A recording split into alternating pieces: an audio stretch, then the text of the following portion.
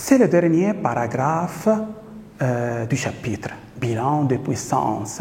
Dans ce paragraphe, on va étudier la distribution des puissances pendant un phénomène d'induction électromagnétique. Remarquons le dispositif suivant. Le barreau aimanté se déplace au voisinage de la bobine.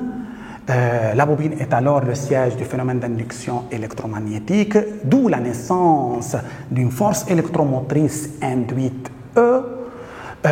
Puisque la bobine est branchée sur un dipôle, alors la bobine se trouve dans un circuit fermé, alors un courant induit circule dans le circuit.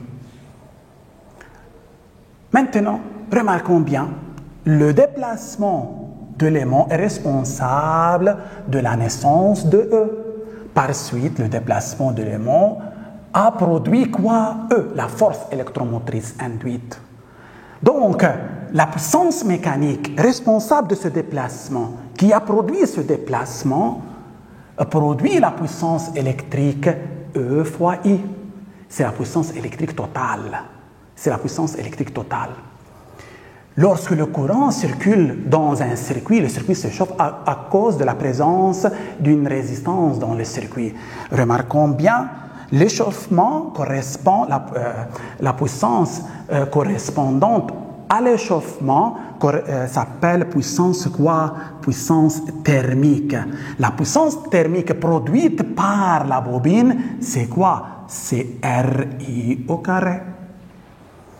Alors, la puissance consommée par le dipôle ou utilisée par le dipôle, c'est la puissance utile.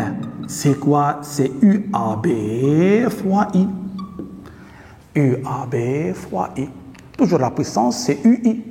La puissance électrique, c'est UI. Ici, UAB fois I. D'accord?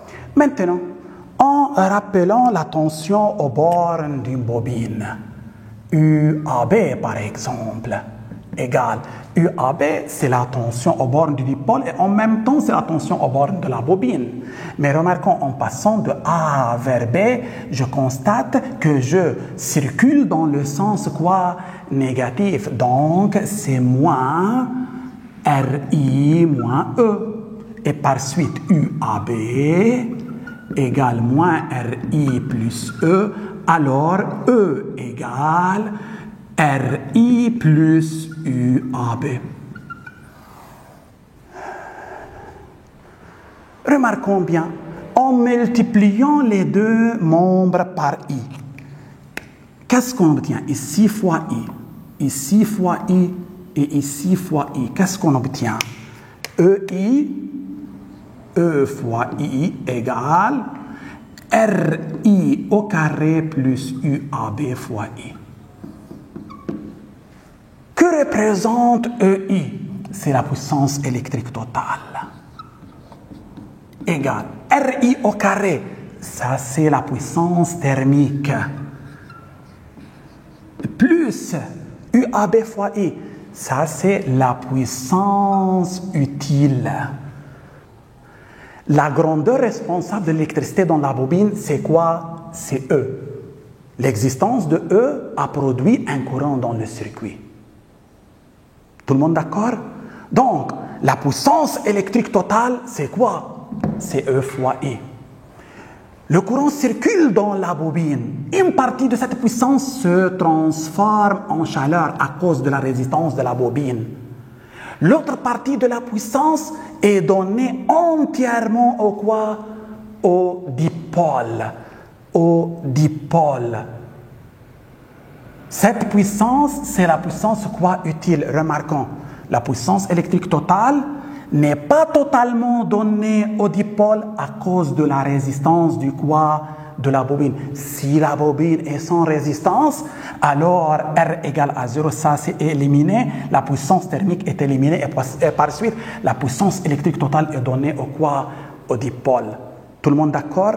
Maintenant, qui a produit la puissance électrique totale?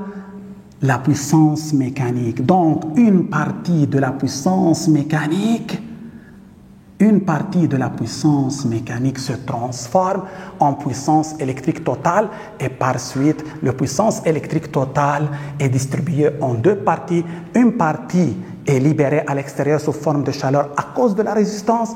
L'autre partie est délivrée au dipôle. Tout le monde d'accord? Et ça, c'est l'équation bilan des puissances dans le circuit ou du circuit. C'est l'équation bilan des puissances du circuit. Tout le monde d'accord?